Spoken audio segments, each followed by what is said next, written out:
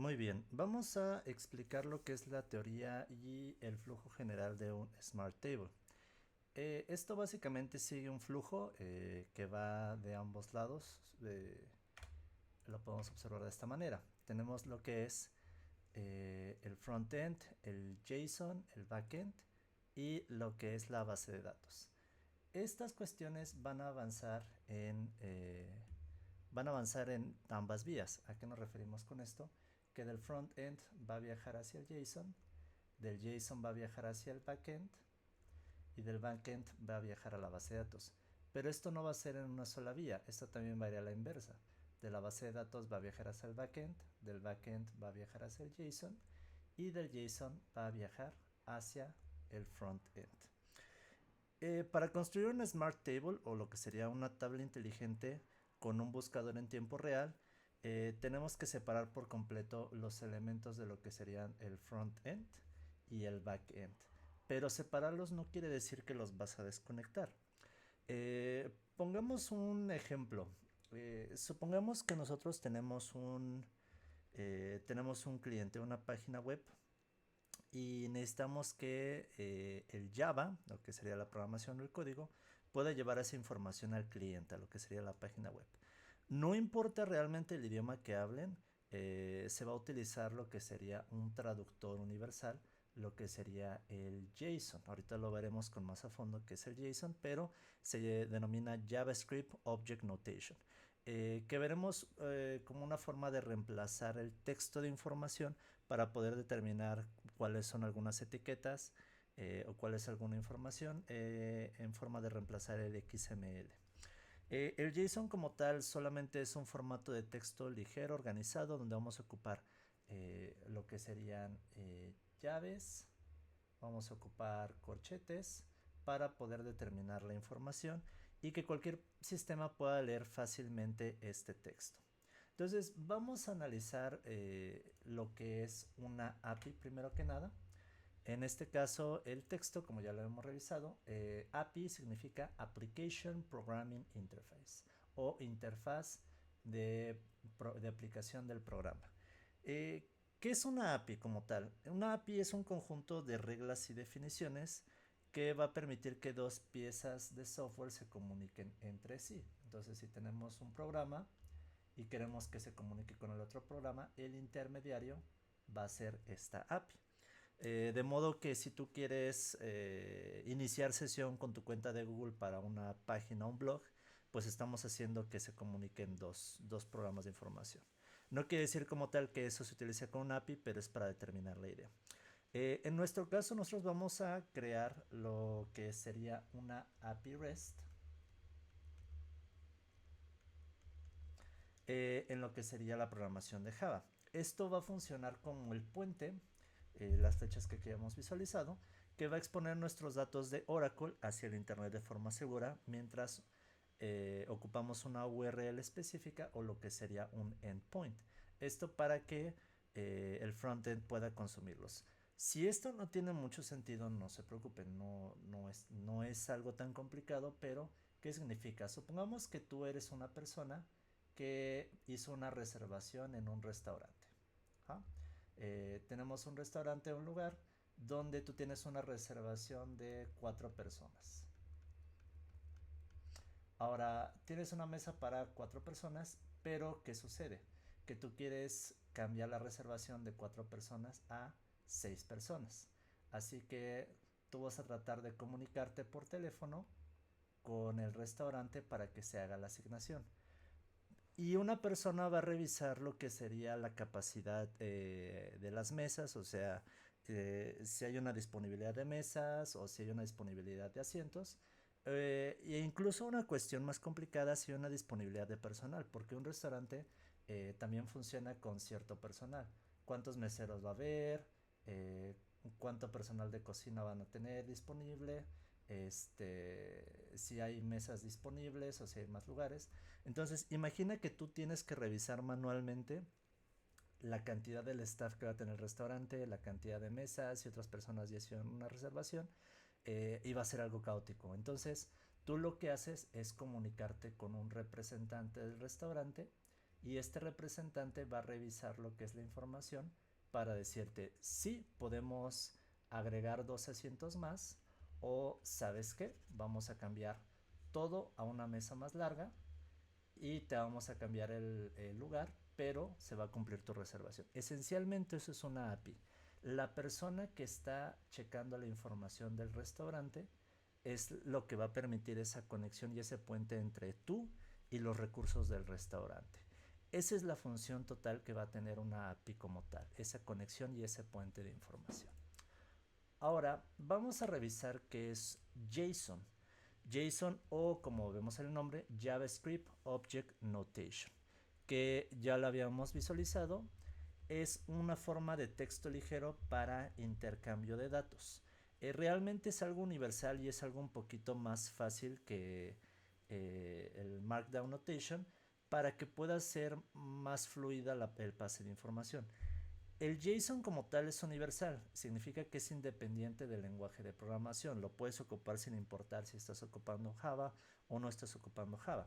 La estructura de información siempre se va a llevar por una llave, lo que podríamos decir, supongamos si es el título, o si es el nombre, o si es la edad, eso serían las llaves.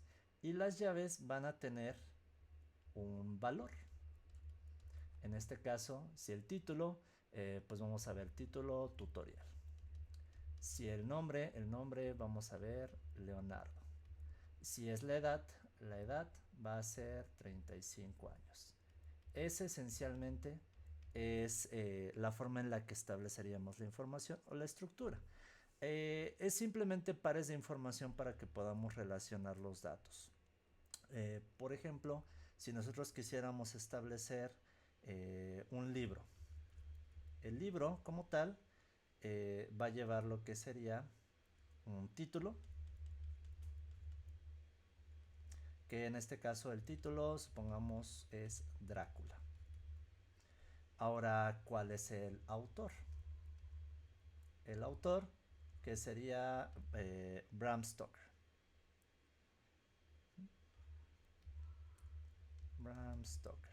Entonces, así es como nosotros vamos a vincular la información y nótese que estamos utilizando comillas, llaves, podemos utilizar corchetes, es la forma en la que vamos a estructurar nuestra información. Hoy en día JSON es un estándar completamente independiente de texto y de cualquier lenguaje, simplemente es para poder transmitir los datos de un servidor a lo que sería nuestra aplicación web. Entonces es otra forma de conectar el puente, por eso lo estamos utilizando de esta manera. Del frontend pasamos al JSON, del JSON pasamos al backend. Es la forma en la que estableceremos esa forma de comunicación. Ahora, lo más común en el JSON es que nosotros utilicemos las llaves, como lo acabamos de observar aquí, me faltó esa llave. Y dentro de las llaves vamos a tener ese pase de etiquetas. Entonces tú acumulas y encierras la información, pero eso no significa que estás limitado. También se pueden utilizar corchetes dependiendo si vas a hacer una lista de elementos o un arreglo, como lo hemos revisado en clases anteriores. Ahora, la parte final de todo esto es el Smart Table y Vanilla JavaScript. ¿Qué significa esta cuestión de Vanilla JavaScript? Si tú quieres construir una tabla inteligente, una forma de buscar lo que sería la información en tiempo real, entonces si tú quieres visualizar con una lupa y quieres revisar algún tipo de dato, pues vas a tener que utilizar algún tipo de recurso. No vamos a utilizar lo que sería jQuery porque hoy en día es una librería absoluta, aunque se mencione mucho. En su lugar vamos a utilizar lo que sería Vanilla JavaScript. ¿Qué implica Vanilla JavaScript? Vanilla JavaScript es JavaScript puro y nativo en el navegador. No estamos utilizando librerías extras o lo que observamos cuando inicializamos un programa o algún otro dato extra. Aunque se podría utilizar, lo más conveniente es que se maneje Vanilla JavaScript simple y puro. Y utilizamos una función nativa llamada fetch. Una función nativa fetch para consumir los datos y conectar hacia la API o la API. De esta manera nosotros vamos a manipular lo que es el DOM, que en este caso sería nuestra estructura del HTML, y así podemos inyectar las filas de la tabla de forma manual y limpia para que se pueda realizar ese transporte de información a nuestro objetivo.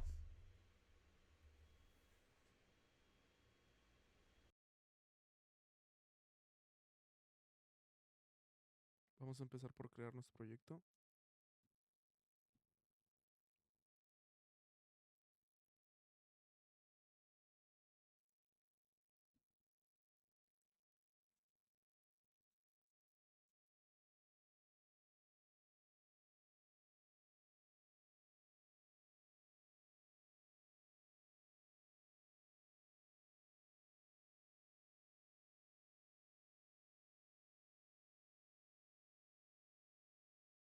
Aquí solo vamos a trabajar el backend.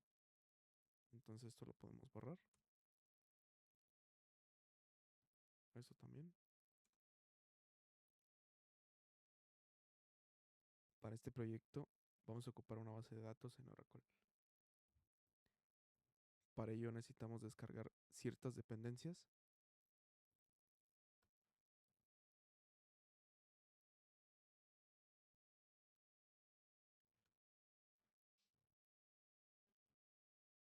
Y sincronizamos las dependencias con Maven. Una vez tengamos las dependencias, podemos empezar.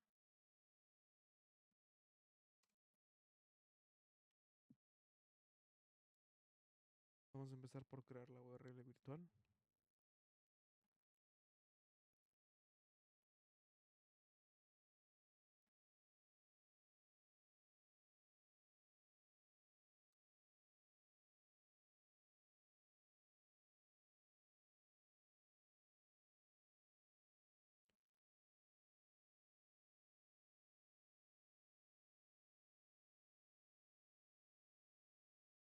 Desde el principio del proyecto vamos a empezar a crear constantes que guarden la URL de la base de datos, que en nuestro caso, como va a ser de Oracle, se aloja en el puerto 1521. Este es el nombre de la base de datos. Después, el usuario.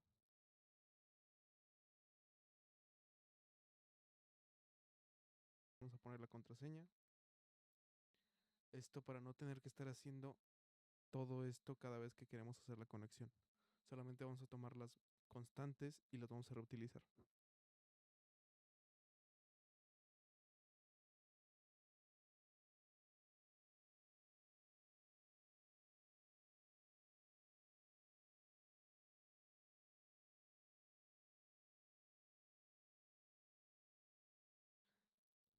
Ahora creamos el método get. Este método es obligatorio en los servlets y sirve específicamente para atrapar las peticiones de lectura, como cuando el cliente pide ver los datos.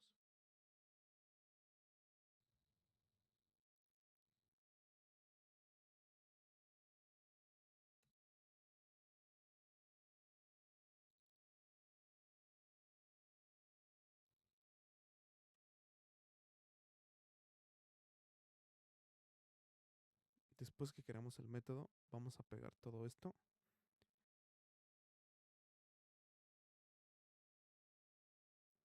Son los permisos de seguridad que va a hacer que el navegador le dé acceso total a nuestro frontend por separado para que lea los datos, evitando un error de bloqueo que se llama CORS.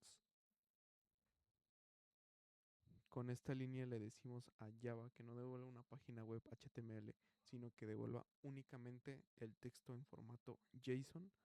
Y también preparamos con esta otra línea nuestra herramienta out para escupir el texto JSON que nos vaya a dar. Con esta línea de aquí cargamos las dependencias, abrimos la conexión con las constantes que previamente ya hemos declarado.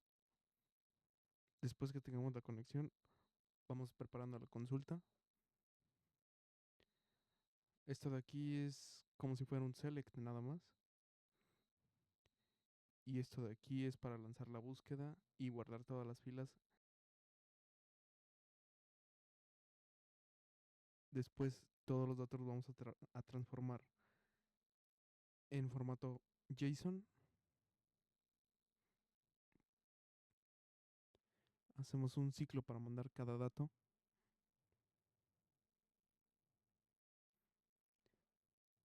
Aquí preparamos el objeto para poder enviar el texto JSON resultante.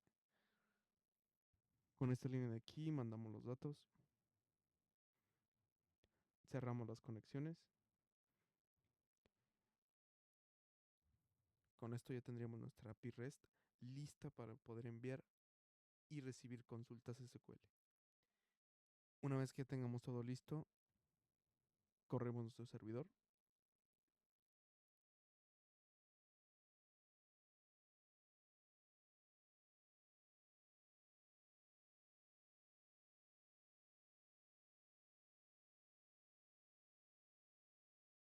Una vez que ya lo tengamos listo, copiamos esta URL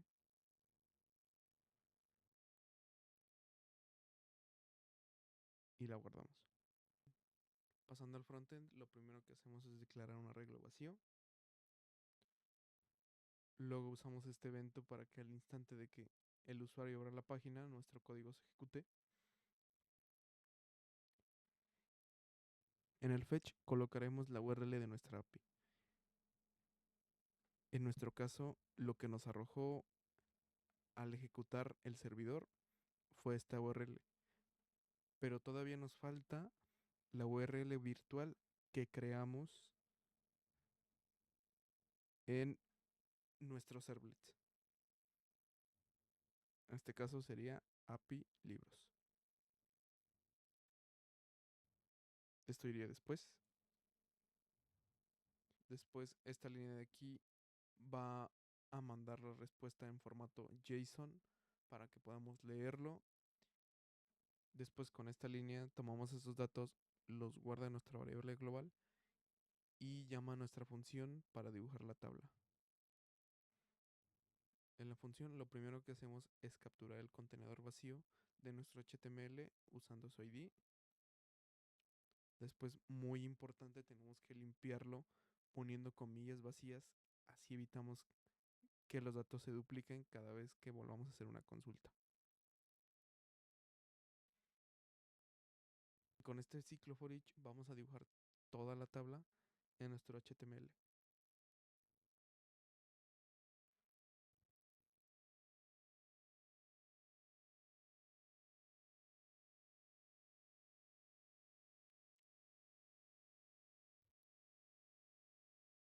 Después, esta va a ser nuestra función para el buscador.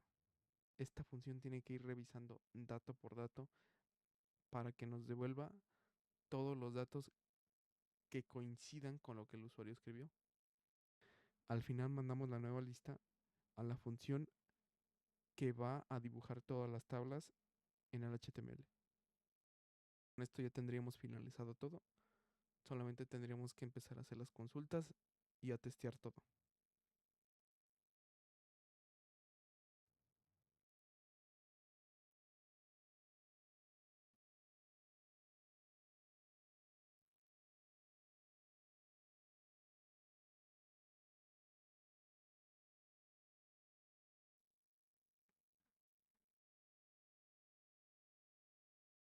Ahora, cada vez que escribamos algo, tiene que hacer la consulta en tiempo real con la base de datos y nos debe de devolver todas las coincidencias. Por ejemplo,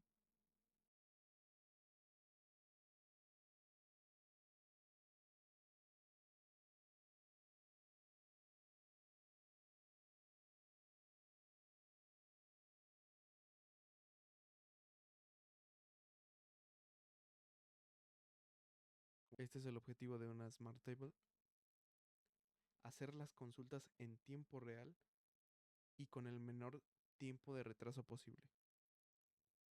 Esto en la práctica podríamos utilizar algún tipo de filtro o añadir un par de cosas más.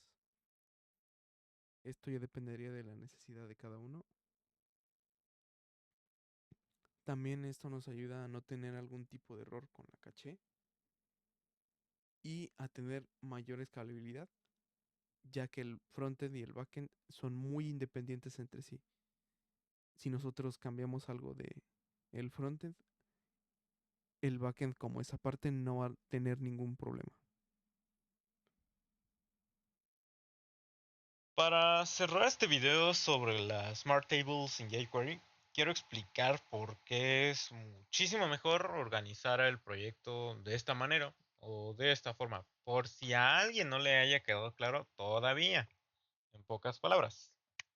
Eh, pues para iniciar, no se usa jQuery como antes, debido a que anteriormente, pues siendo una tecnología tan obsoleta, bueno, no tan obsoleta, pero sí se me entiende, es menos eficiente. Muchas tablas dinámicas dependían de esta librería para manejar eventos, filtros y ordenamiento en general, lo cual ahora ya no es necesario. Y por algo, pues se mejoró, ¿no? Para ahorrar más recursos.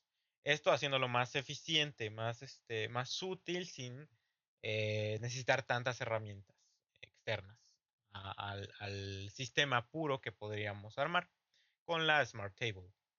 Eh, Además de que, pues, básicamente el JavaScript queda solito y nos ayuda a mejorar esto. Entonces, en tecnologías actuales, muchísimo más funcional, la verdad. En cuestión de ahorro de recursos, claro, porque funcionan para lo mismo. Termina siendo básicamente puras ventajas y gracias a esto hemos logrado borrar este problema que se tuvo de, híjole, o sea, no es como que gigante, pero que gracias a que ya no se consumen los recursos de que alguien me esté siendo el intermediario entre backend y frontend, como habíamos mencionado. Y pues como componente independiente, pues básicamente en todas estas tecnologías, pues ya es más implementable sin tener que, como digo, un intermediario. Y creo que en pocas palabras o en una palabra, para resumir, mediante HTML, CSS y JavaScript, logramos desarrollar a la Smart Table completas, con una estructura más moderna, organizada y pues obviamente muy flexible. No se trata solamente de que mostremos datos en una tabla, obviamente, pero es por escalabilidad, sin sonarlo con palabras tan redundantes. Muchas gracias por su atención y espero todo haya quedado claro. Hasta luego. Bye bye.